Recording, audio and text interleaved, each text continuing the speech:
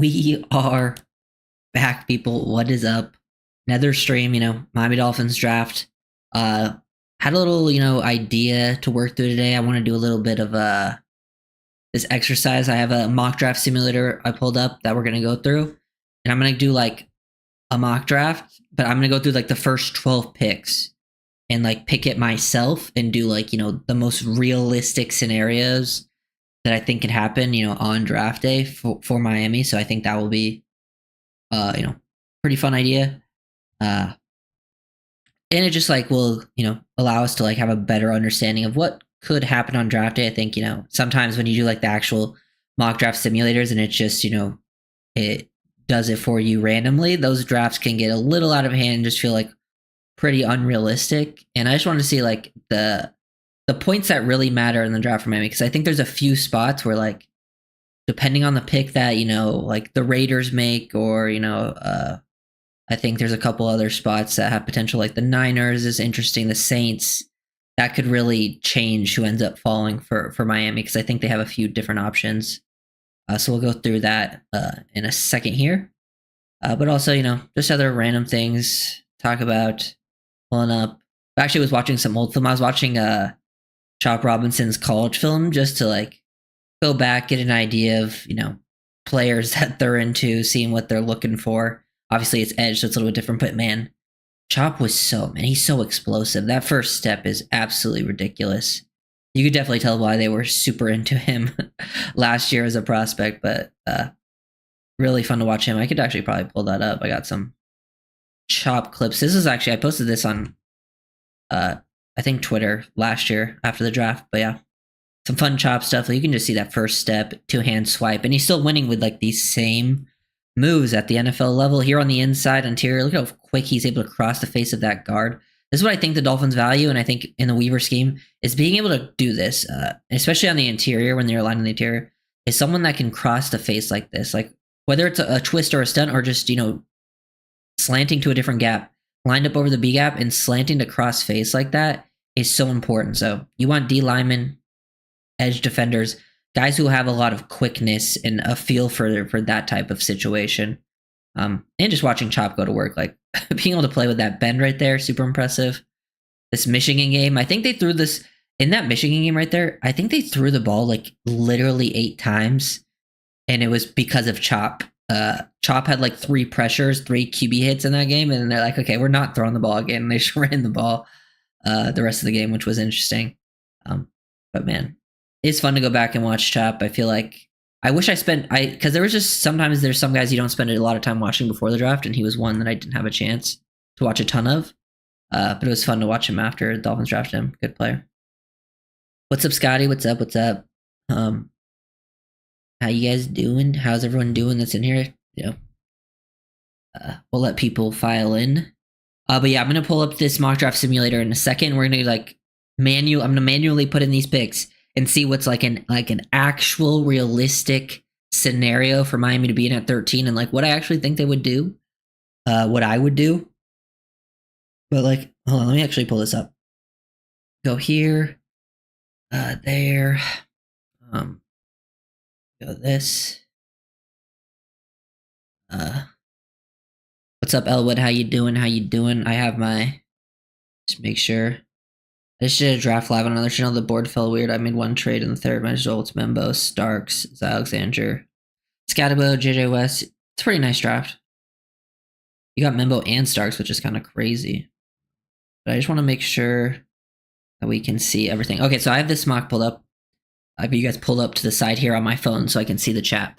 But I wanted to go through and make this like pretty realistic and see like the turning points in the draft, because like there's some turning points here. So at 1, I think the first like 4 picks is pretty basic. Like, I feel like we have a pretty good idea of what's going to happen here. There are some things that could change, but it would probably benefit the Dolphins if it goes differently than expected. 1, I expect it to be Cam Ward. I don't think we have to spend too much time talking about that. Seems like he's going to go number 1 overall. 2 and 3 seems like he could go in either direction, but it seems like the next 2 picks are going to be Hunter and Carter. Whether it's Carter Hunter or Hunter Carter, seems like that's pretty likely. Now, trades can change things up, but obviously it's pretty impossible to predict trades unless it's like widely reported. We'll just go Hunter here and then Carter there just to make it simple. I think at 4, this is where this is going to most likely be O-line. Like, it feels pretty likely to be O-line. I think it'll be either Will Campbell or Membo. My guess is Membo, but I wouldn't be surprised if it was Campbell. Either way, it sort of falls in that same class there. So we're just going to give the Patriots Membo. 5 is where things get a little interesting. This one could potentially mix things up. I don't think this is a huge pick necessarily for Miami, but I do think the Jags have a couple different options. I feel like I've just seen Mason Graham a bunch. So I'm going to just go Mason Graham just because that feels safe. So yeah, we'll go Graham there. Let me see what you're saying. I don't see teams drafting a guard until round 4 because of safety, D-line, corner.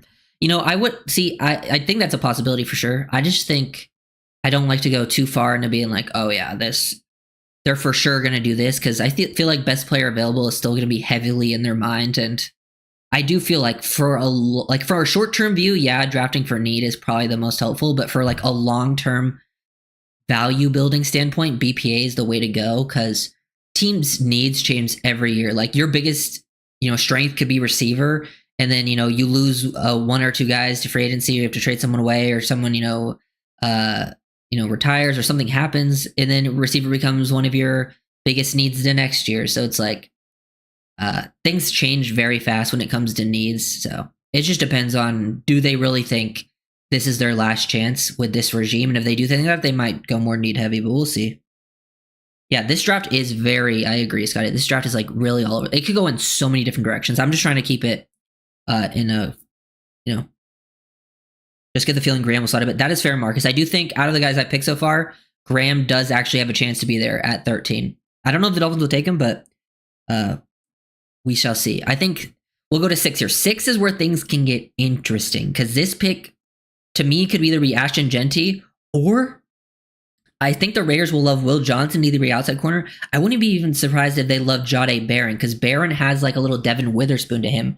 And Witherspoon was like that guy that, for Seattle, Pete Carroll running that scheme. Like, I wouldn't be surprised if they go corner or running back here. So it's either Genty or Will Johnson. This is the kind of pick that can really change things. If it's Will Johnson, obviously that sucks for Miami. If it's Ashton Genty, that could really help them. I'm going to go Genty here just because I feel like I've seen that more often, but this could really be Will Johnson. I'm going to go Genty. And then 7, I feel like I've seen it enough. I'm just going to give him Tyler Warren to the Jets. I think Warren's going to be gone by this time anyways, and that feels like a safe pick. Panthers is another interesting one. I have no idea where they're going to go. I've seen them have a lot of interest in McMillan, Walker, and Stewart, but apparently they maybe it's just smokescreen, but the coach over there has really hyped up Jaylen Walker, and apparently Walker is really liked around the league from like who he is as a person standpoint and also as a player. So I'm going to go Walker here. Just trying to keep this realistic. Saints, I have no clue. Genuinely, I have no clue who the Saints are going to take. This is where you hope they go quarterback. Because at this point, if quarterback doesn't go 2 or 3, which I don't think it will, quarterback will not happen with these next picks unless there's a trade up. I think there's a world where Sanders falls, but he could go here to the Saints. This is like the one area I think he could go before Miami if he doesn't go top 3. He could also, I guess, go 6 to the Raiders, but it doesn't seem like they're leaning that direction. Oh, and the Raiders just got Geno. What am I talking about? I think 9, I'm going to go Sanders just because I think it's a possibility. And, QBs always get taken pretty early. 10, this could be a couple different things. This could be Will Campbell. I know they signed a lot of O-line in the offseason, but I feel like, they'll always look for O-line. They could also go running back here. Like, if Genty didn't go here, I think Genty would go here. This is like one that I don't know what I don't know what the Bears are going to necessarily do. This is where I think it gets tough. Bears and Niners are things that a little unpredictable, because the Niners have a lot of similar, obviously they're a similar scheme to Miami, offensively, and they have similar sort of needs. And I think they look at the draft similarly. So we'll see how that plays out. I've been saying Grant can possibly go for anyone else thinks it's possible. I think it's a possibility, Scotty. I don't know if that's a guarantee or anything. They're just very different players, but I do agree. I do think Grant, if you watch the film and you really watch it, man, Grant and Graham, they play really well off each other, and they both can be dominant players, but they're just very different. I think Graham probably has the higher floor, but Grant also has a pretty high floor, but a higher ceiling. So here for the Bears, I don't know. says their needs are tackle, running back. I'm just gonna give them Will Campbell. That seems pretty fair. That Niners is where this I think could get tricky. I think this is where potentially Will Johnson could go off the board. Corner's a big need for them. They could go D tackle, but I don't know if they're going to love D tackle. I could see them going Grant too, actually. Grant, maybe Harmon if they love him. I see. It seems like Walter Nolan's going to fall because of some of the off-field stuff. But just based on this, I think I'm just going to be realistic and give them Will Johnson. I think the Cowboys are going to go offense and get a weapon. I think they're going to go McMillan. I think this is a pretty realistic draft here. Obviously, it's not going to be exactly this. It's very hard to predict exact drafts, but this feels like a scenario it could easily fall somewhat like this, and that would leave you with these guys. I could see Shamar Stewart going before then. I don't think Miami's going to take edge, but in this situation, this is where it leaves you with a potential trade back, or really your top options are probably Kenneth Grant, who we talked about a lot. At corner, Jahdae Barron, I think, is a real possibility. If the draft falls like this, I think Jahdae Barron's a real possibility. Safety, I guess they could Starks or Emanwari, at least names to know. I think D tackle, it's most likely Grant, maybe Harmon if they like him. And then O-line, I think they wouldn't be interested in Banks until a trade back.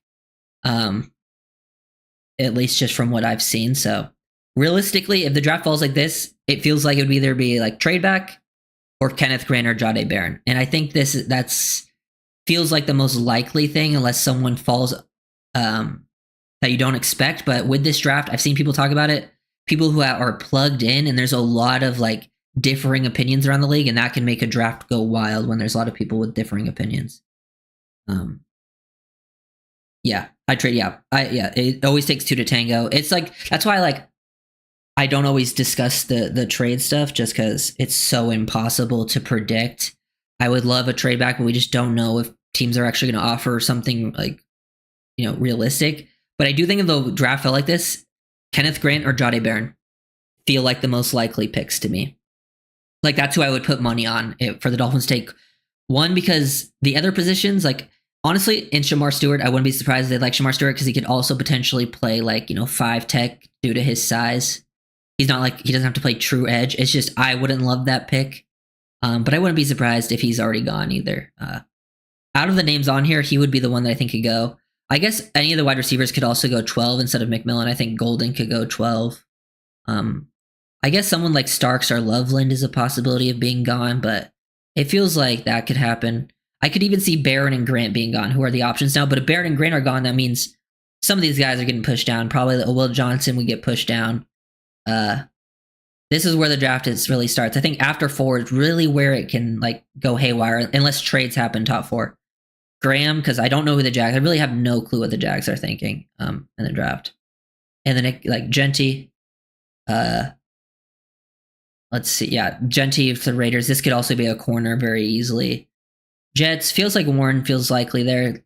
Seems like I think the Panthers could also go Stewart or McMillan or Walker. Saints, no idea. Bears might go the other running back. I think you're hoping Amari and Hampton. We've seen him get hype. We're hoping the Jahmyr Gibbs things happen with Hampton and he goes top 12. That would be great.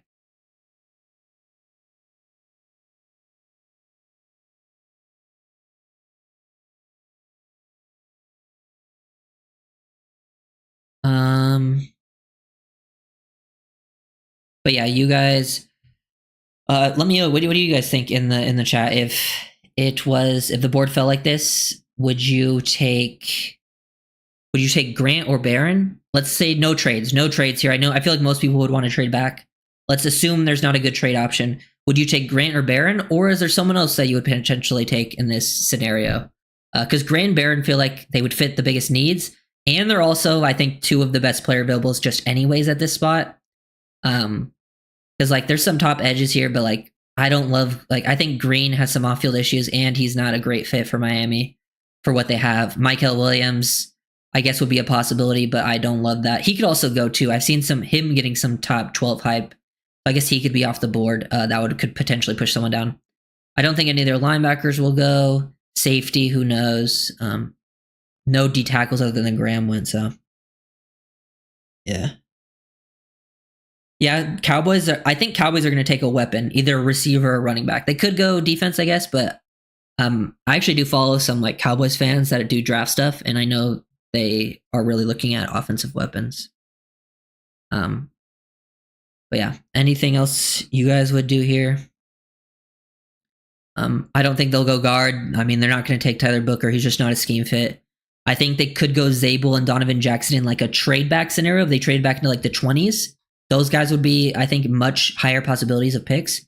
But I don't see that at 13. I don't think they're going to take a guard at 13, especially a pure guard. I think they could take a tackle that could convert to guard, but that also feels less likely to me than some defensive spots. At 48, maybe Ravel, yeah. Ravel, yeah, it'll be interesting to see what happens with Ravel and Morrison because they have the injury stuff. Because I think they shouldn't make it to 48 based purely on film, but with the injury, I guess they could. Amos is another name too.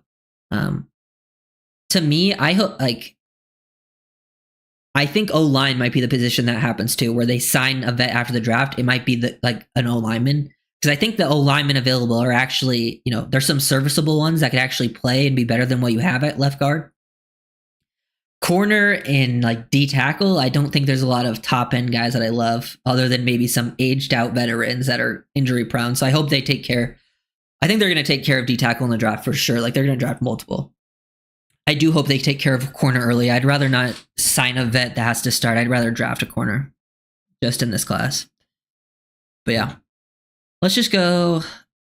I'm going to guess I would probably take Barron here personally. But it's very close. Like, it's very close. Like, I think Barrett and Grant are pretty close. I think the Dolphins would go Grant, though. I don't know why, but my gut's telling me that. I don't really have much reason to back it up, but I would go Grant. And then after that, who knows what would happen? I have no idea how. Doesn't matter too much. Colts. I know the Falcons are looking for, like, linebacker and stuff. Colts want tight end, but Warren's off the board. I don't know if they'd take Loveland. But yeah, that's kind of... I think a pretty realistic draft scenario, and then there's a couple changes. I think 5, 6, 8, 9 can really change things up a lot. And like if 6 changes, that probably changes what 10 does for the Bears. Cowboys, I don't think are a huge Cowboys are right ahead of the Dolphins. I don't think the Cowboys are a huge threat to Miami pick wise because I don't think I've seen a lot. Cowboys are bringing in a lot of first round picks for top 30 visits, and I don't see them as a team that is they don't have a lot of the same exact needs the Dolphins do. I think like where they're going will be in a completely different direction. I think more so the Niners is the team to look at in terms of, taking a need. But yeah. Let's see. Kuiper has Donovan Jackson going to Minnesota in the first. Where did Minnesota pick? 24? Honestly, that's probably where that's where I expect him to go. That's a pretty, at least that's where I've expected him to go for a little while now. I think it's a jump since the beginning, but yeah. And watch out for 7 because 7, 8, 9. Yeah, that's a very good point, Scotty. You have to watch out for 7. But that is the Jets, so do you really have to watch out for them? Horrible franchise. Shout out the Jets. If the Jets take Tyler Warren, I will be upset just because it always ends up happening though. Like someone in the division takes like one of my guys, and then I gotta end up playing against them, root against someone who was one of my guys in the draft. It's always unfortunate.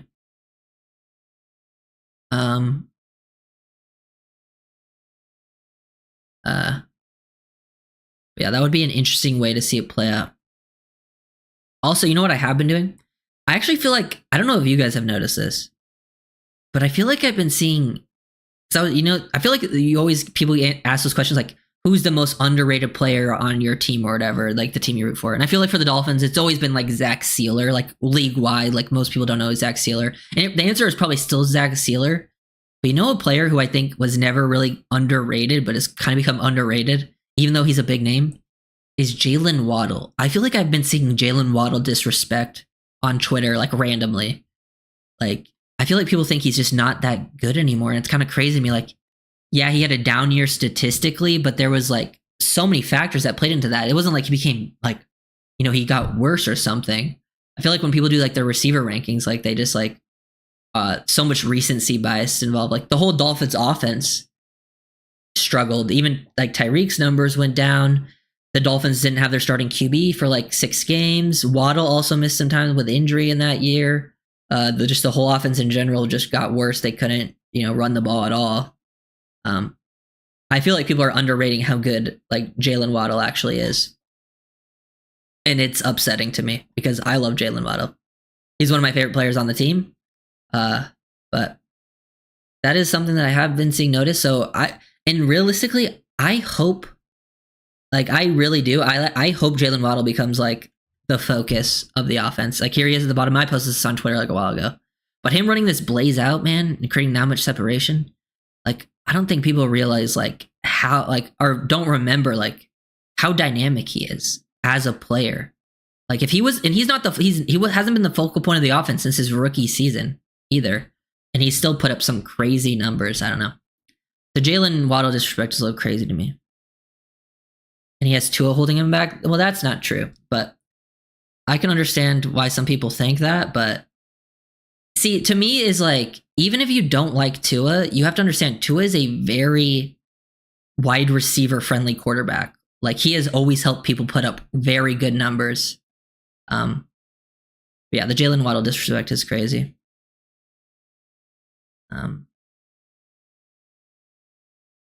Yeah, and there's also that thing. I feel like people say he's been like injury prone, but like he really had like last year he had some injuries, but like he hasn't really had that many injuries throughout his career. Like he hasn't missed that many takes, but yeah. Very controversial take. Tua is underrated, especially in the fans community. I mean, yeah, most people. Well, the play we just watched. We watched the QB throw him out.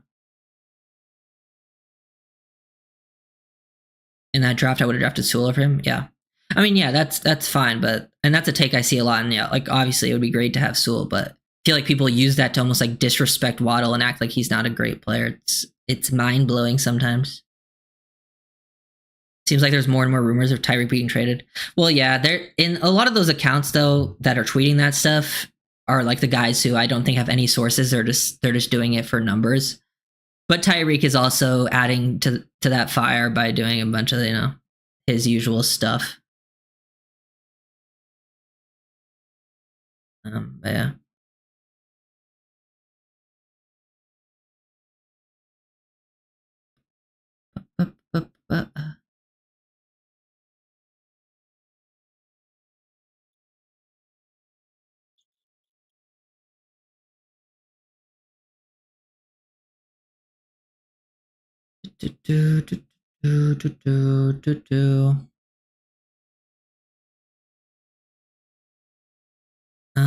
Let's see.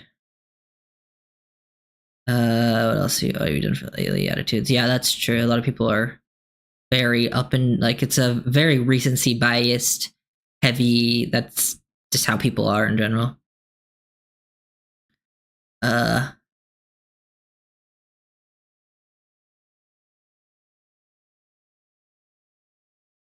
Yeah, it is very weird to me.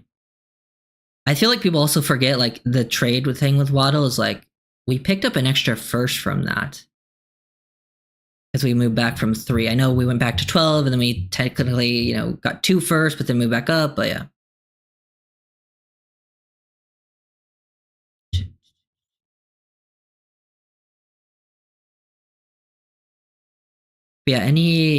So that's kind of how I see the first round playing out. I mean, it would be too long and probably would get a little crazy if we try to do that into the second because that's when it becomes like really ridiculous. But I did see this. I don't know if you guys saw this tweet from Daniel Jeremiah, but Daniel Jeremiah, obviously ex-scout, very plugged in guy. He said, I've talked to several GMs and head coaches over the last week, and everyone seems to agree this draft is a starter draft. Maybe not a ton of star power, but your goal should become to come away with 3 to 4 solid starters. They are out there. Go find them. That is probably the biggest thing I think for this draft for the Dolphins that they have going for them. Probably the most like hopeful thing you can look for in Miami is like this draft, while maybe not top heavy, there is plenty of like even into like the middle rounds. There's I think plenty of guys that can be solid starters in the league. And that's what Miami needs at, 3, 4, 5 spots. And maybe some other potential upgrades. It depends how you look at the team. But like I do think this is a draft. If you draft well, you can come away with multiple solid starters, and that would be absolutely huge. Did you hear about the rumors about Sanders being a wild card at 13? Yeah, I mean, I don't really put any stock into that stuff right now.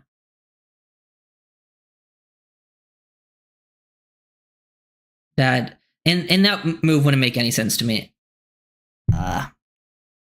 Like if they were going to go after a quarterback, I don't think it would be someone that, like if you were going to make a QB change, I would hope they would go after someone with a higher ceiling, you know? Like I don't know what Sanders would give you that you wouldn't already have. I mean, but I don't know. Once this season rolls around, it's all smokescreen stuff.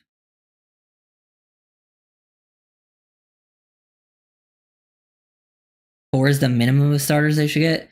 Four would mean they had probably the greatest draft they've had in a while. Four would be great, but the minimum is a lot of teams will not get 4 starters from this draft. Majority of teams, like a vast majority, won't get 4 starters from this draft. That's just how the draft rolls. You got to hope that you're one of the teams that get it. Now, can they do it? Yes. Will they? I don't know. Yeah, if I'm the Dolphins, I'm not drafting a QB in this draft. If you want, at least not until day 3, if they want to draft one.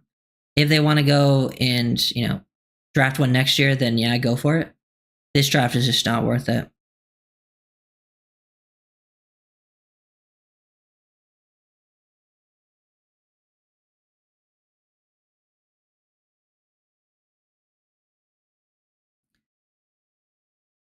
Yeah, it's not a super top heavy draft, but there is players at the top that are clearly separated. But yeah, that 20 to like 80 range is like that's like the meat of the class. Dart over Sanders. Yeah, I mean, I don't really like. I'm not a huge fan of either of them, but I can see why people like Dart more. I think Sanders has the higher floor, but Dart has the higher ceiling. Would you trade up to draft Campbell? Probably not, unless it was cheap. I don't think the Dolphins can afford to trade up. I don't think they have the ammo. And like for me, like while I do like Will Campbell, I think I can get a player that's just as good at 13 as Will Campbell at like 8 or whatever it would be. Probably a different position, but I think I can get still a good player at 13, just as good, and what's it called? And still find like a solid guard on day 2 or something.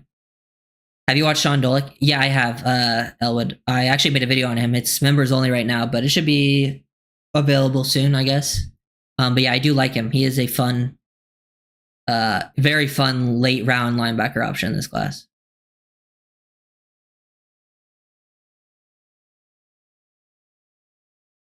I'd rather trade down, Brian. I'm still in the Tate train in the second. Tate Ratledge, I'm guessing.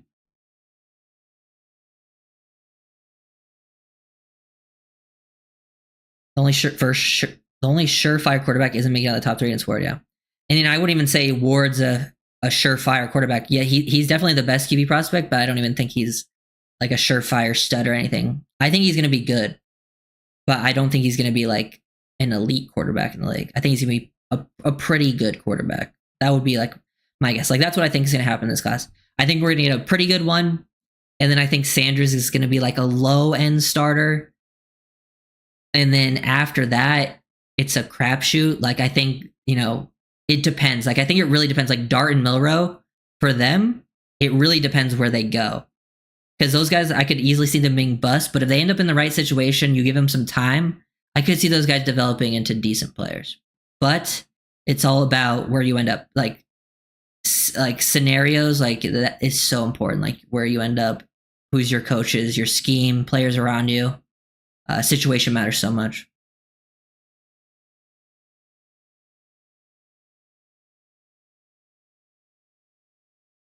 I like Donovan Jackson more than Tate. Oh yeah, I agree. I just don't. I think Jackson's going to go in the first round personally. Membo was there at 10. I'd call Chicago. Yeah, if it's like a slight trade up and you have to give up maybe one of your fourths, then sure I could get behind that. But even then, I don't love it. But yeah, I could get it behind that at least. If it's only like a few spot trade up.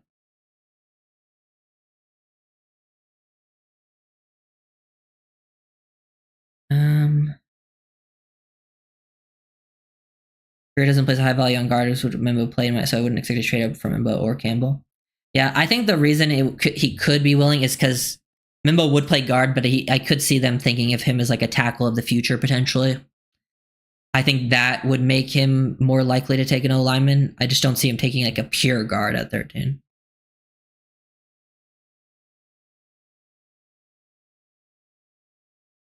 You have Dart 1?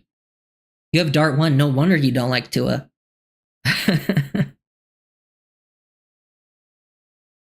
You probably want Zach Wilson to start. Honestly, Dart reminds me of Zach Wilson. I'm not going to lie.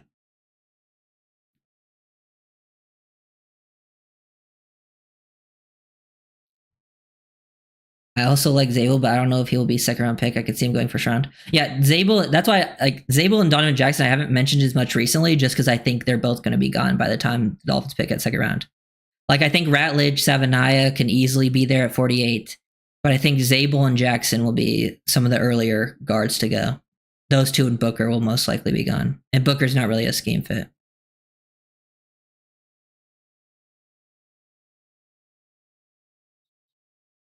Oh yeah, who's your favorite player in this draft? I would say my favorite player is probably between a couple of people. I would say either Tyler Warren, Jahdae Barron.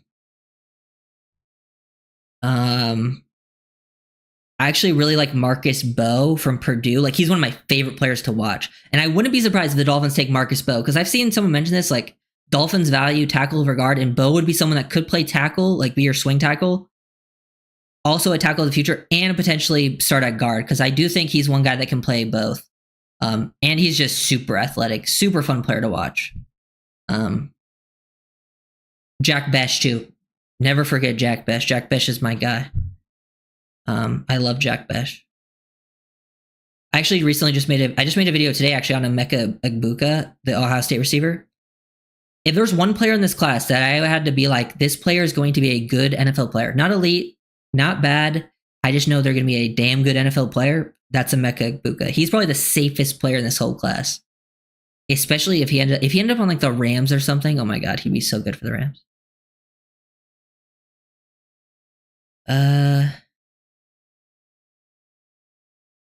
I think, yeah. Oh yeah, he's definitely under contract. I think it's just they value tackle. I don't think they mind having like 3 or 4 guys that can play tackle on the team. I mean, they did it last year with Patrick Paul. They knew Armstead was retiring, but they also knew Armstead had some injury history. They still had Kendall Lamb on the team. Like, I don't think they mind having like 3 or 4 tackles that they can play, and then also having a guy that can play guard, but who knows? Bo's the center to me. Bo can also play center. I agree. Yeah, I could see him playing center.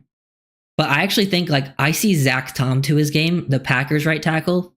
And like people thought like Zach Tom might not be able to play tackle at the next level, but he's been really good. I think Bo has the ability. Like he just always looked more comfortable at tackle too. Like when you watch him at the Senior Bowl, he just looked more comfortable at tackle than guard.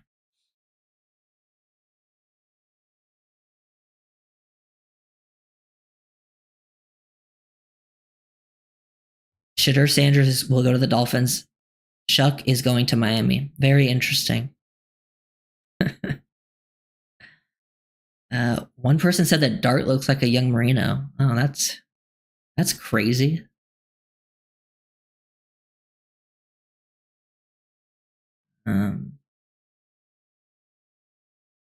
Yeah, Donovan Jackson we traded back for sure. For me, Hunter's the best player in this draft. Yeah, I agree. Warren's your favorite. Membo's your favorite player for you. Yeah, I just don't think the Dolphins are going to end up with him.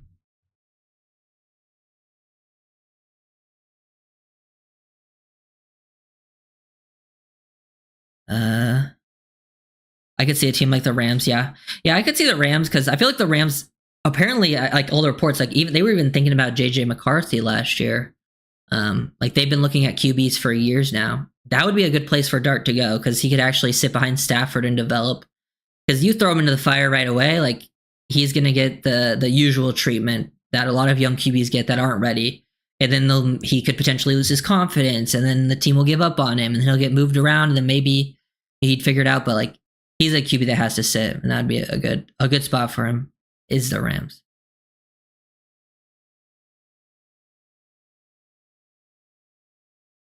Yeah, that's my problem with Tyler Shuck is he's going to be 26 and he still makes some of the dumbest mistakes I've ever seen a QB make. He's a guy that, like he has some very fun film, don't get me wrong. He has probably some of the most fun film out of the QB class. I would say after Cam Ward, he probably has the second most like fun film to watch at quarterback.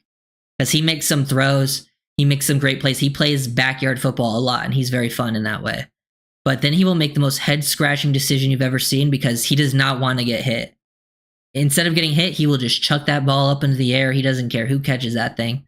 And he's been playing football in college for like 7 years now. It's like, come on, man. We can't be still making these mistakes 7 years in. And he's had multiple injuries.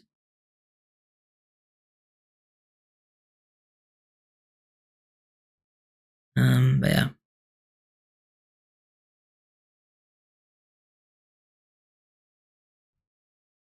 Any QB is an upgrade. See, there's such a thing as not liking a player, but then there's just such a thing as just being a pure hater. Because, like, there's no way you can think any QB would be an upgrade. You could not tell me with a straight face that you, even if you didn't like to, that any QB would be an upgrade. It's like we haven't watched film. Or you've probably watched, but you just might not understand what's going on. Which is usually the case, but that's crazy. McCord. I do like McCord as a backup option at QB if they wanted to go QB on day 3.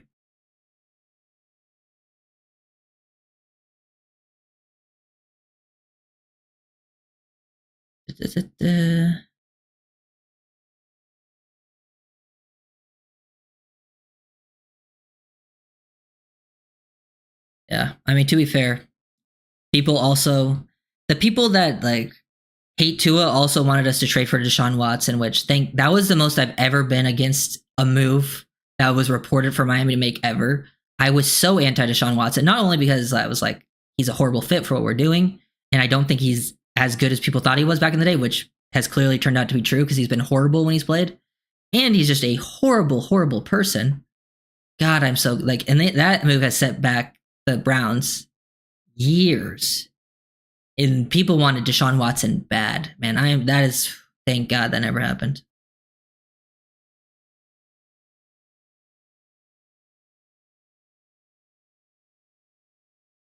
That would have been the worst thing ever. Like, honestly, it would have made it hard to root for the Dolphins. Just him being the quarterback. It would have made them hard to watch. Hate him and gave up multiple picks. Like, Watson's still better than Tua. That might be a bannable comment, honestly. And I know it's just an opinion, but it might be a bannable comment.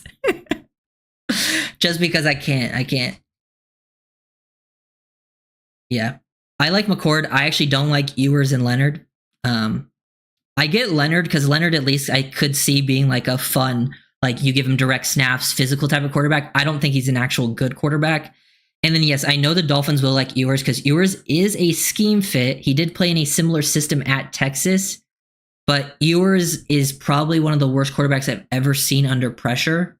And to me, that always, like, when a QB is really struggles under pressure in college, it never translates well to the next level. Like, those QBs really struggle to translate at the NFL level because it only gets tougher. And Ewers, when he had pressure in his face, like, man, like he turned into a completely different player. It was hard to watch.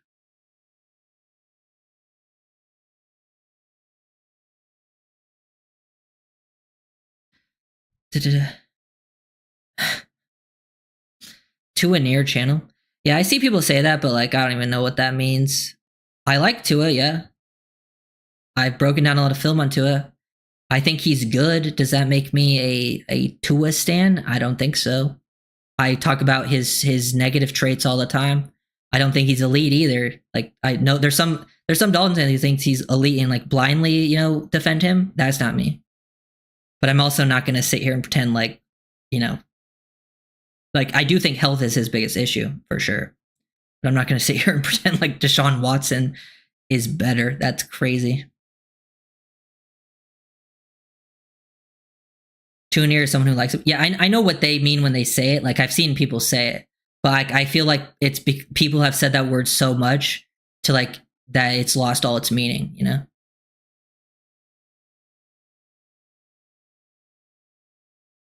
I think when he's healthy, he's a good quarterback.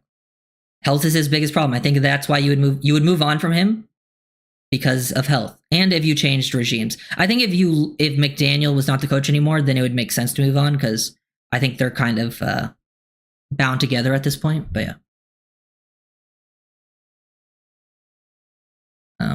And also like I just like haven't talked about it as much because yeah, like he's the quarterback this year. Like there's nothing's changed in that. Like I feel like, you know, we're arguing the same thing over years.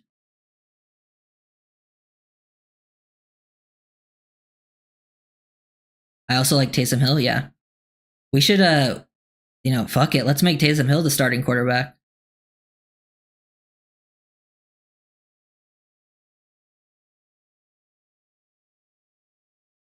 Hey, CCRR, I want you to listen to my comments and think, am I a Tua-neer? And then I want you to read your comments and think, or am I just a Tua hater for yourself? I want you to be objective though. If you can try.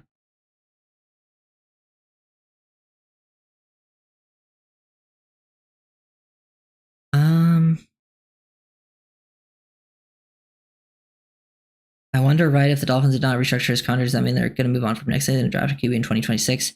I think it's just them keeping their options open because they know, like, I think this year's like a big make it or break it year. So that will kind of, this year's will be the tell all for the whole regime, the quarterback, all that.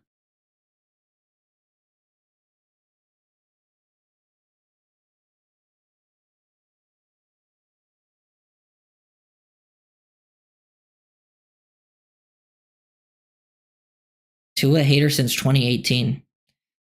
So you've been a Tua hater since he was in college? What, are you like a Georgia fan or something? Because of when he had like the throw to Devontae Smith?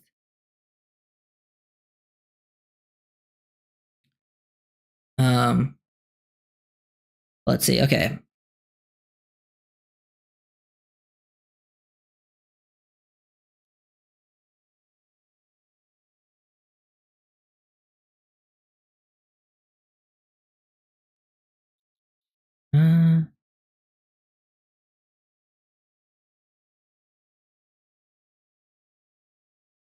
But yeah. Okay, I gotta stop paying attention to that. But yeah, this stuff. I have some Chop stuff pulled up. Honestly, who did I see? I did see someone hating on Chop too. But we won't talk about that. I don't know how we were hating on that. Chop was like one of the biggest bright spots of the team last year. Having your rookie first round pick as dominant as he was in that second half was just absolutely special to watch. Definitely, I think the biggest bright spot of last season probably was Chop, if I had to think about it. But yeah, some other potential maybe sleeper options. I also saw this. Actually, this is another thing I want to talk about from Daniel Jeremiah. So he says every draft has like polarizing players, and he says here are a few guys with a wide range of grades around the league, which I always find this interesting because a lot of time the league ends up being on the same page, but these are people with a wide range of grades. He says one McMillan, which is interesting. That's like the top guy here. Tedero McMillan from Arizona. Then Donovan Ezerico, the Boston College edge, which I think is interesting. I could see why people are, because I do think he's like a specific scheme type of edge. Does that make sense? Siobhan Ravel. If that's like an injury thing, I could see why people have a wide, view on him. Injury, played at East Carolina. Jordan Birch from Oregon is another one people are have a wide range on of grades around the league. I can see why as well, because I do think he's like kind of a tweener. Sometimes those tweeners who like you don't know if they're edge, you don't know if they're like a 5 tech or more of an interior guy. Sometimes people end up being split on that. And then he had Jalen Milroe, which is also interesting at quarterback. Which it makes sense. He's like the high upside quarterback of the class that really need, like, he's obviously an elite athlete, but still needs to learn, specifics of the position.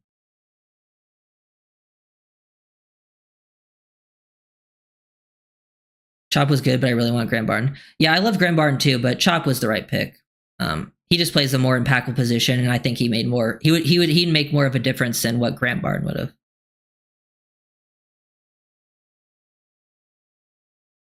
I would have liked to see Mo as well.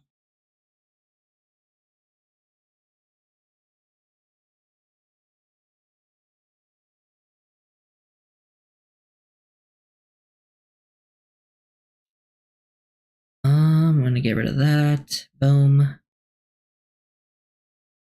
Yeah, I've seen. I feel like I've seen more people mocking us corners as well. Like over this past week, like a lot of the mock drafts I've seen a lot of Jahdae Barron. I've seen a lot of Will Johnson, which I feel like that means people are kind of getting a little more on track, because I do feel like that's more likely than people who just give us tackle every time. Because I feel like those people don't know that Patrick Paul is going to be the starter for Miami. They're not as tapped in. Also, another name, a late round option name that I like, that I think Miami could like, is Isaac Tesla, the receiver from Arkansas. Super athlete, 6'4", like 215. And he can do like dirty work. Like he would actually be like what you brought in Nick Westbrook-Akine to do. He would be like that guy you draft to develop to be that type of player for you down the line. And he's even more athletic than what Westbrook-Akine was. So that would be someone, an interesting wide receiver. If they did want to go wide receiver on day 3, he's an interesting name to know for sure. I've watched some more people as well. Started watching some of the Ohio State corners. They were fine. Not too much to go there. I watched this tackle from Kansas, and I think he's gonna be a guard at the next level. But his name's Bryce Cabledew. I think that's how you pronounce it. But he'll probably be a guard. He's actually a good scheme fit. Was a good reach blocker. I think good movement laterally. Definitely looked at his best in the run blocking on those like lateral movements, and I think he could be a guard at the next level. He'd be another name to potentially look at a guard if they wanted to go later.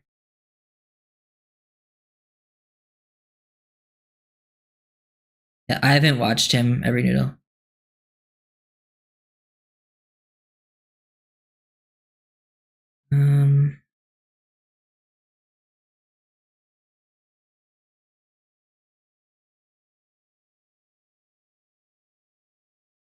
I've been reading a ton of people who cover the draft, and they're saying the tackle from Boston College. Are you talking about Ozzie Trapio? I haven't seen that at all, personally. But maybe I follow some people too. I just haven't seen anyone say that. How do you feel about the selections of Banks in the first round? Yeah, I don't love it either. It would, if they took Banks, I would like it if it was a trade back and they traded back to like 20-ish. Then I could get behind it, because then I think Banks, it would be more of a value pick, and he would fit a need. I think he's also a decent scheme fit. But yeah, I would be mad if we took Josh Simmons round 1. Yeah, I would be mad too. I wouldn't like that, even though Josh Simmons has good film. But also hearing about some of the like potential character concerns, and he has a knee injury, like I'm out of that.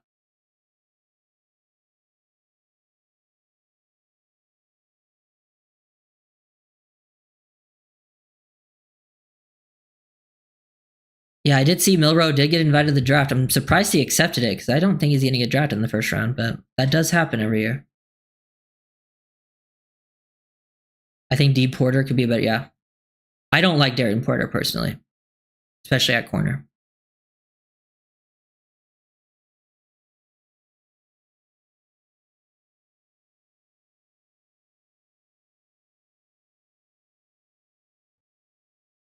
Between both tackles at LSU is most likely to have more permanently to guard.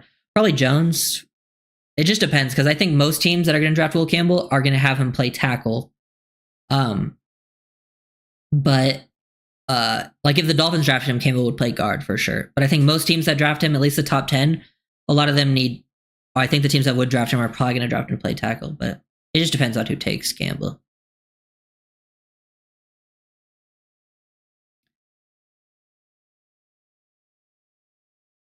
Greer has a tendency to go to big schools, but is open to the small schools as UDFAs. Does that bother you, given you like focus on small school gems? Sometimes, like I think I get early on not taking some of the small school guys, but I think once you get to day 3, and I think last year, because if you think about it, like 2021, 2022, the drafts, we only had 4 picks, and so it felt like those were all like Greer and McDaniel picks, like they were making those picks. Last year we actually had more than that. We ended up making, what was it? We took Chop, Patrick Paul, Jalen Wright, Malik Washington, McMorris, and Taj Washington. So we had 6. Oh, and Kamara. Did I say Kamara? So we had 6 or 7 picks. And it felt like once we got to day 3, and when you heard, they didn't take small school guys necessarily, but they took guys that scouts loved, and sometimes that ends up being small school guys. So it seems like they were taking more of like, oh, these are the scouts guys, because we actually had the picks to do that. So as long as they like don't ignore them on like the later round options, then that's fine. And UDFA is obviously fine too.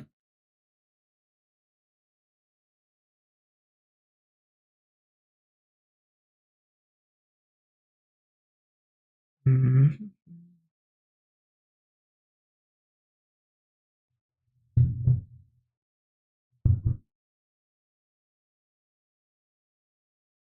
I think Banks is gone before pick 18. I wouldn't be shocked if Banks is gone before pick 13. I don't think he's going to go before 13. 18, I could see it. 13, no. What order would you like to see these QBs and Dolphins for? Will Howard, Kyle McCord, or Dylan Gabriel? Probably McCord, Howard, then Gabriel. But I don't know. I don't love any of those players personally.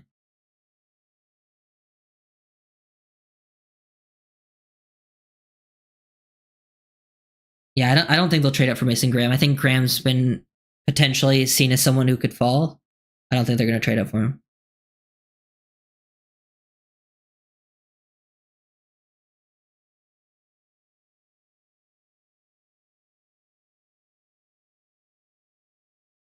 Ryder, why do you not like Jaren Porter? Yeah, so for Jaren Porter, yes, the athleticism has like, because he tested really well, but this happens every year with players that get pushed up too much. He got pushed up way too much because he's long and athletic and fast, but actually, let me look up what his RAS was, because I believe Porter didn't do the agility drills, right? He just did speed and explosive, or did he do agility? No, he did do agility. Okay, so he put up a 10. But if you watch the film, it's pretty clear that explosive and the speed is there. But like, he plays with super high pad level, and like, I think he struggles to change directions quite a bit. Like, I think he's pretty stiff. And that happens when you're a taller guy. To me, fluidity is much more important than straight line speed at corner, because if you can't flip and open your hips, that's where you really get in trouble. I also don't think he has great instincts or awareness for the position, whether he's in man or zone. Like, to me, he is a typical like Seahawks type of corner where you leave him on a vertical plane. I think he can play on a vertical plane just fine. But once he has to like mirror match, I don't think he has that anticipation skills down. He really struggled versus double moves quite a bit too. So like, if he did get beat on a vertical plane, it was typically versus double moves. I just see, like, I thought he was a day 3 player, and now I've seen him getting like second round hype. I've even seen some first round hype. I don't think he'll go first round, but that is way too rich for me.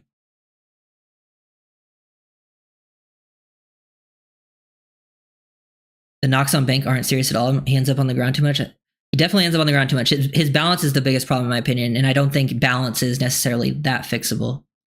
And I actually think the reason he has good tape against big time opponents is because of the scheme. I think his scheme is very offensive line friendly. Like, he does not do a lot of true pass sets. Similarly to the Dolphins, that's why I think he could fit Miami well, because we do the same thing. But that's the reason, like, sometimes the tackles don't always necessarily have a bad game in Miami against good opponents, because they are helped out a lot with how they do their pass sets. And the Banks did not have a lot of true one-on-one pass sets versus like high-end opponents. And when he did, it wasn't always pretty. But I just don't like his balance. Really bothers me. His balance is a very important trait in my opinion. You see that Georgia defensive lineman is underrated? Depends on which one you're talking about.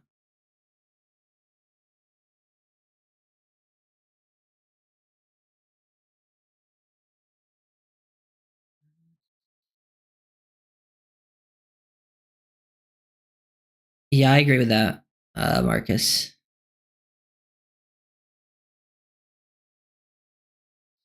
Um,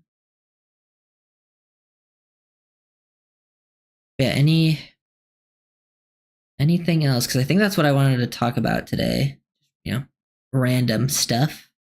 Go over that draft. I don't know if you guys saw, if everyone saw this, so we can go back to it real quick because I didn't exit out.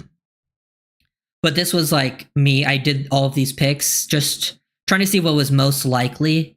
Like, and this feels like a very realistic scenario. And this is like the board doesn't fall great for Miami here. Like, it's not a great fall. Like, I think Ward, Hunter, Carter, and then probably an O lineman at 4. That's pretty likely to be the top 4. I had Graham going 5, Genty at 6, Warren, Walker, Sanders, Campbell, Will Johnson, Tet McMillan. And then I gave Dolphins Grant. But I think this, if this is how the board fell, I think the Dolphins would either take Grant or Barron. And I'd be more than good with both of those guys. This was just my guess on what would happen. But I think this is a decent chance of happening. I think there's a couple spots that could change, like Grant at 5. This could easily be like Will Johnson or Barron at 6. 8 and 9, I think, can go in multiple different directions. This could easily be Genty if Genty falls there. Niners is the team to watch out for because the Niners could really go after someone the Dolphins want to go after, but you're kind of hoping they end up going like edge, or maybe Graham falls to them. They take Graham. Cowboys, I'm not super worried about. I think the Cowboys are going to go after someone the Dolphins aren't looking for, just based on their outlook and people they brought in.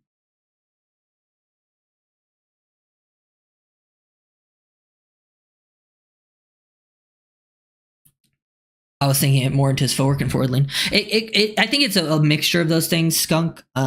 It's just I've seen him. It's definitely a part where it is footwork and forward lean, but I've definitely seen like where he's not in that bad of a position and he still goes down too often.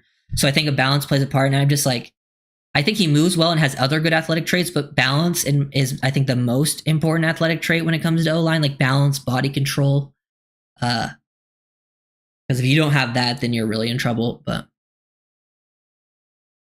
I don't know. Any thoughts on Jones? Oh, Jack Jones. He's a good player, but he has like serious character concerns, and I don't think that's going to be great in Miami either. Like he's gotten in trouble before. Like he got kicked off the Patriots for the stuff he was doing, and I'm pretty sure he was like late to meetings and stuff for New England. Like he's a headache to deal with. Like it's not worth it.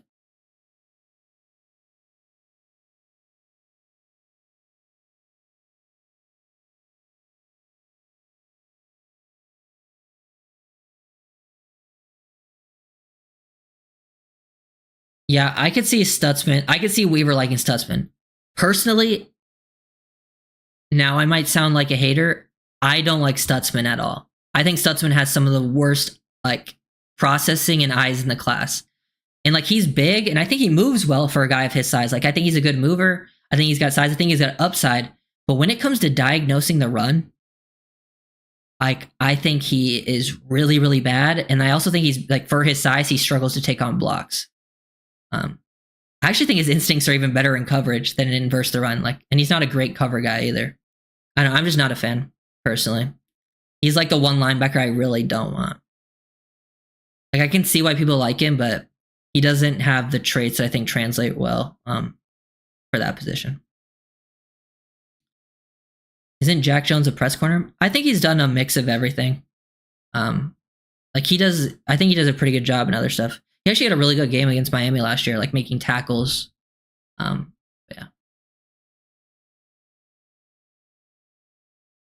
Did he bring certain items through TSA?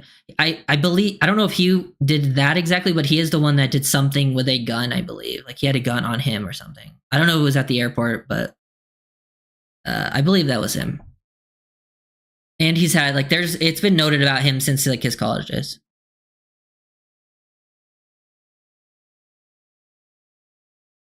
Yeah, I think they'll wait till after the draft to sign people.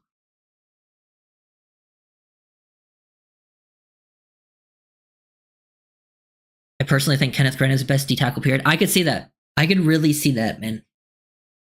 The more I watch Grant, the more I like him too. Because like I watched when I watch, it's tough because like a lot of these early guys, I watched them so early in the process. Like I watched them months ago, and then like I start watching all like the more underrated guys we haven't heard of, and I like try to do deep dives on them because no one's talking about them, And then it's like, oh man, I almost forget how good some of the early guys are. Like Like I just recently rewatched Emeka Egbuka just for fun, and like I love Emeka Egbuka. Like obviously I'm not talking about him for Miami, but he's just a damn good player. And like I haven't watched Mason Graham in a long time either. Like Mason Graham and Kenneth Graham were like the first two D tackles I watched, and then I went back and rewatched Kenneth Graham. Like, oh yeah, Kenneth Graham is very good. Like I need to go back and rewatch some of the tight ends as well, because I watched a lot of the tight ends early. Like I haven't watched Gunnar Helm or Tyler Warren or Mason Taylor, Colston Loveland, Harold Fannin Jr. in months. Like I haven't watched them in a while. That's why sometimes it's nice though. Like if the Dolphins end up taking someone that I haven't watched a ton of, it is fun to like have like, okay, now I know this person's a Dolphin. Now I know in my mind when I watch this film, like I'm like trying to project them into the Dolphins scheme for sure because they're going to be there, and it gives me a better idea, and it's not as jumbled up. At 48, if it's between Darius Alexander and Alfred Collins, who do you choose? Oof, I think I have them ranked back to back actually on my rankings. Yeah, I do. I have Darius Alexander one spot in front of Alfred Collins, so I guess Alexander. I think Alexander would just give you a little more like versatility and pass rush ability, while Collins would be the more consistent run defender. But Alexander's good enough versus the run. But both really good players. I think Alexander would just be a little more like productive, I guess.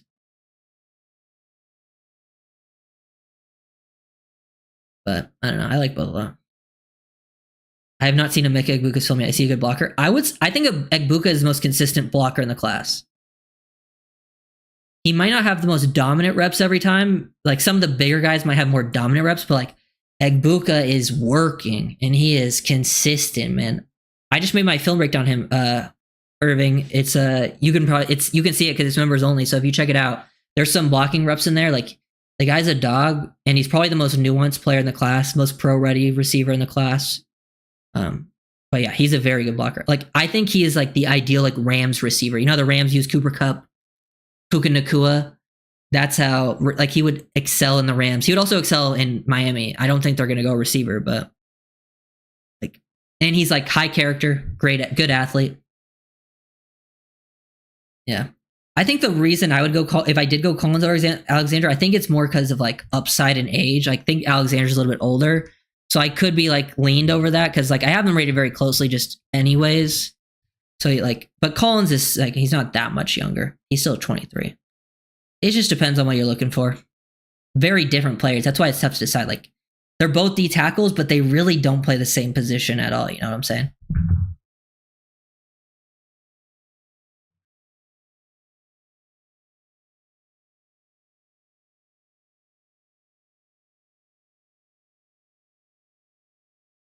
If Grant at 13, then what? Career target 48 cornerback or lineman? I actually think he's more likely to target corner than lineman. But it depends who falls, I guess.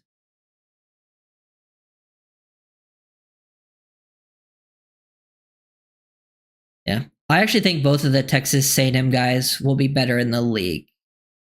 I actually think the whole Texas D line will be better in the league than they were, at least like production wise. I do think that scheme held them back a bit. What are your thoughts on the corner from Florida State? Very good press man corner. If you want a press man guy, that's probably what you're looking for. On like round 2. I could even see him going like late round 1.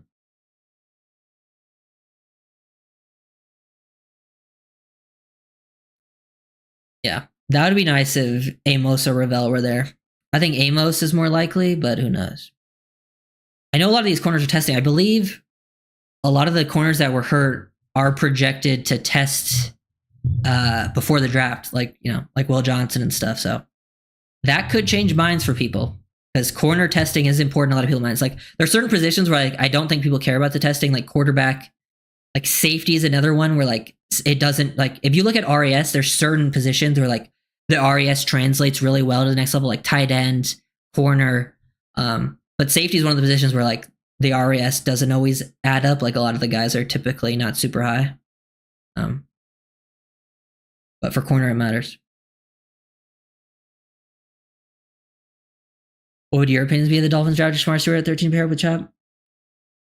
It wouldn't be my favorite pick. Like, I'd understand it because I do think he's going to be like a disruptive player, but I do still have my main problem is I still have some issues with his game, and edge is just not that big of a need for Miami. It's one of the positions where you're probably fine at least like year one. Because you have Chop, Phillips, Chubb. You still brought back like Quentin Bell, who can drop into coverage for you from edge. You still have Kamara. You still have other bodies there that are, you know, potential late round guys. So like you don't really need edge at all. So it would not be my favorite pick. I do think he's going to be a good player though. I want to make that clear. Have you watched any film on Robert Longerbeam from Rutgers? He's actually, I have a few more players to watch that I have like their film pulled up. He's one of them. So I might even make a video on him if I like his film. So we'll see. Do we want Johnson not to test so he falls? I mean, I guess it depends. Honestly, testing could hurt him too, because I don't expect. I mean, it is pro day, so he'll probably have decent numbers, but it's not like I expect him to test like crazy. Do you buy into the rumors of Phillips being traded? No. I just don't see like how you would get value out of it. You know, he's coming off 2 injuries. No one's going to give you that much, and Phillips is too good to trade away for cheap. You know.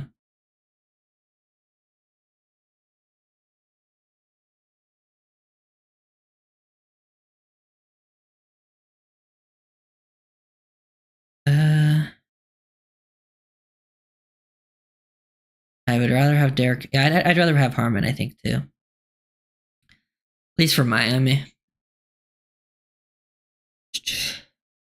I got Nick at 22 and I drafted Ravel at 48. What Nick are you talking about?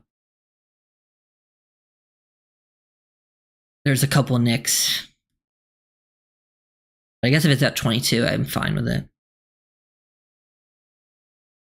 Brian, Kamara, Murphy, and McMorris. Yeah, it'll be interesting to see what Grayson Murphy does because he got hurt in the preseason, never got a chance, and he made it like before he got hurt, he was looking pretty solid in that preseason game, and I was a big fan of Grayson Murphy coming out of college. That was an unfortunate injury too. Safety, Emanwari. Yeah, I really don't like Emanwari at 13. At 22, it's definitely more of an option. I still think it's early for me. Like I just think first round in general for Emanwari is early for me. But once you're in that 22 range, like it's a little more understandable. And I'm guessing you got some decent picks in the trade back. I really like Ravel at 48. Like Ravel at 48 is a home run in my opinion. But yeah. Yeah. Murphy was my favorite UDFA last year. I loved Murphy. Murphy's film was definitely the best out of the UDFAs they drafted. And it looked like he was coming along because it seemed like in the practices he was getting talked about more. He had a couple big plays early in that preseason game, and then he got hurt, which sucked. But Malik, love Malik. You know Malik's my guy. Wright does look jacked from what I've seen.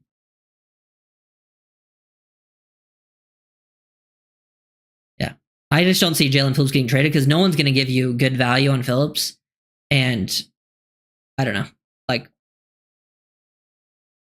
The reason I do think edge is maybe more of a need than probably people think, at least in Miami's mind. Like for me, I don't think it's a huge need. But I think in the Dolphins' mind, like considering how they looked at it last year, they still took a chop early, even though they thought they might have Phillips back. And Phillips did come back, but he got hurt quickly. They thought they could have Chubb back potentially. He never even came back. And then they took Patrick Paul, knowing with injuries and next year. If you look at it next year, edge could be, a position of need. It's not this year, but next year, like Phillips and Chubb, decent chance both could be gone, and then you're looking at someone to pair up with Chop. So I could see them an edge is just a premium position that you should always be taking. But if they do go edge, I hope it is in like the middle rounds, a little bit later. And if it's an edge, I hope it's an edge that has some versatility, like position, like a alignment versatility. Give me some 5 tech reps, maybe even line up as a 4-eye at some point, like a bigger edge.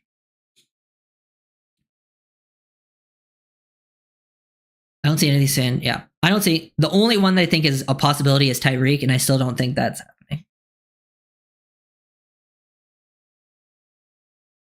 Are you going to do any potential trade down scenarios for the Dolphins for the draft? Yeah, let me write that down actually.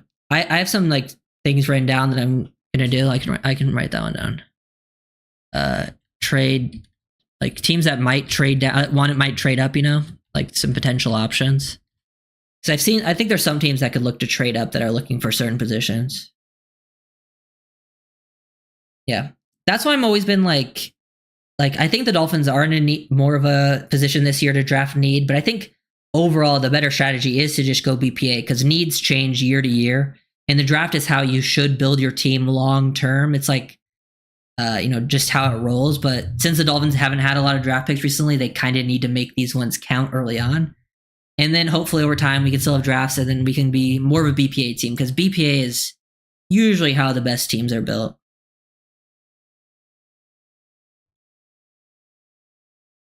I blame Poyer for the Phillips injury. Yeah, I blame Poyer for a lot of things.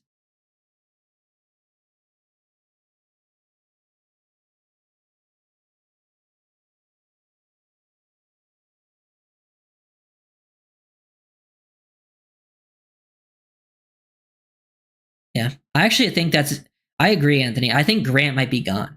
Like, I could see the Niners taking a lot of the Dolphins options, like Grant, Johnson, Barron. Like, I think they could be interested in all of those guys that I like at least. As long as like one of those guys falls, which I think, at least one of those three will be there. I think Grant, Barron, or Johnson. And if they're not there, that means someone probably unexpected fell to you. That maybe you got lucky with like a Campbell or something, maybe Graham, and then I would be down for that as well. So I think there's going to be at least one guy there that I like a lot. Will they take him? Who knows? I do think those are likely options though. Yeah, that is like the best thing of Sanders falling to 13 is it sucks because one extra guy's gone that you weren't expecting, but you could use it as a trade option. Yeah, back to like Pittsburgh. Who else is behind us? Yeah, I think the Cardinals could be someone that could trade up, not for quarterback, but I think that's a potential. Maybe they go for like an O-lineman or something. Let's see. There's Bengals, Seahawks, Buccaneers. I wonder what they need. Yeah, Pittsburgh would probably be the first one for like the quarterback, and they're at 21. So you could probably get a decent trade value there, going back to 21. And every mock simulation I ran, Vegas took Johnson. Yeah, I think Vegas will either take Will Johnson, Ashton Genty. I wouldn't even be surprised if they really like Johnny Barron. Are you interested in formal scouting? Yeah. I mean, my goal would be to work for a team, whether it's college or NFL, and like the scouting like department, recruiting department. I've done so like back when I was in school, I did like some interning with UCLA and their recruiting department. I've done some other scouting stuff for like different sites. Right now I work for Sports Info Solutions and do some I go to like the Tennessee games and like gather data. That's more like it's a different type of scouting, but yeah. Aren't you a college level scout, football and baseball? Not baseball. SIS does do a lot of baseball stuff, but yeah, I do a lot of their football stuff. I've done scouting in the past where like we watch games after the fact and we like put it in their system. Now I go to like the Tennessee games. I've also done some like high school scouting for like Prep Red Zone. And then this. Who's your most underrated corner in the draft that fits the type of defense that Weaver's going to run? The trade said he looks for a DB, which is height, weight, and length. I actually don't know if he looks for like height, weight, and length at corner. Like I don't think he like I don't think it's a necessity actually. Like I think he likes it, but like we talked about Barron, and Barron doesn't have like the height, weight, length stuff. And I think he would love to have Barron, but I guess for an underrated guy, let me look through this. Like I've said, I think Dorian Strong would be someone they like from Virginia Tech. That's kind of an underrated one. Let me scroll.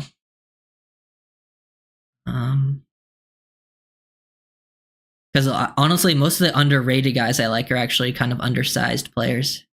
Someone I actually watched recently who's actually was pretty good was the Jalen Smith from USC. Smart, versatile, willing, physical type guy, smooth athlete, good instincts in zone. Not the biggest player either, but I don't know. I think a lot of the underrated corners in this class are mostly small. Like Upton Stout, Quincy Riley, Elijah Huzzy, Jabbar Muhammad. Maybe if you want a long one that's going to go late is Zaw Frazier from UTSA.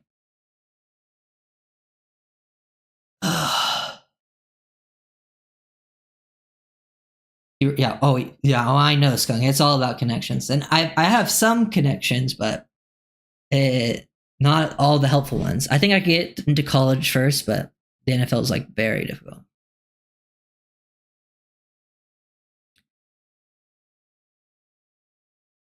Thoughts on the corners? I've only watched Hairston. Hairston is a very good talent, but also apparently there's. I've seen some of the off-field stuff for Hairston, and to me, I'm not on that. Oh yeah, Zy Alexander. He's another name. People like him for Miami, and I can see the scheme fit, but I don't love him. I do like his. He's a good tackler, um, but there's one like he has an injury history, which is always a negative. But like if you're a player that I like and have a good injury history, I can look past it because there's like a positive. But he also has a stiffness that I don't like. Like I think he's limited fluidity. Like he has limited fluidity, which is always a big negative for me. So I think he's a limited corner, only play on the outside, and is more of a vertical type of player. He'll struggle to like mirror match, but he is willing to get physical and a good like zone type of guy. Shouts out from the Bahamas, brother. Hey, shout out to you, father and son wholesale. Stout as a nickel. Yeah, I like Stout too. Stout's a dog. Would you take a wild card like Gen TV Field 13? I would consider it, but in most situations, probably not.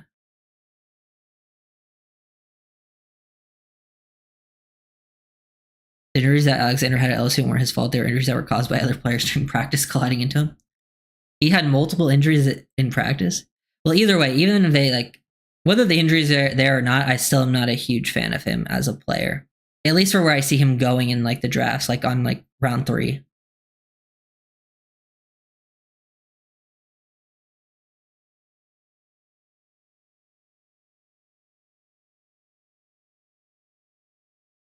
Oh shoot. Yeah, that's any final questions, and I'm probably gonna end it here in a sec. Oh, let me go away from that.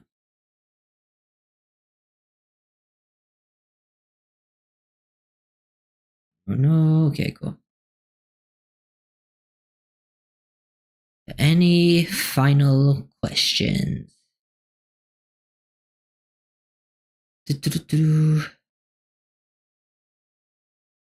Yeah, I have said I do think Genti would probably be like probably one of the biggest impact players like instantly. Do I think it would be the best, pick? Probably not, but I do think like it would be a very good impactful pick in the short term at least. Okay, but yeah, thank you guys for watching. Let me see what you guys are saying. Grid loves players with poor technique like Austin Jackson, Patrick Pauly, Mecklenburg, Izukuma.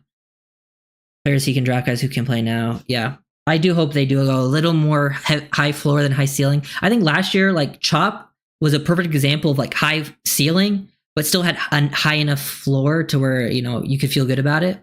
Yeah.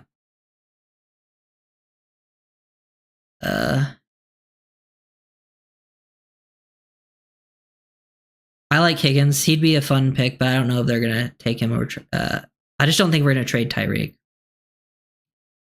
Do you think Tua will be the best version of himself this year with a more consistent run game and better line? I think if the run game is good, it will definitely be a big help for Tua's game. It will always be a huge help because the Dolphins are a very big play action team, and it would just help the passing game in general to help out pass protection. So I do think if he stays healthy, he'll probably have his best year. But that's it's a big if. So hopefully he stays healthy. But yeah.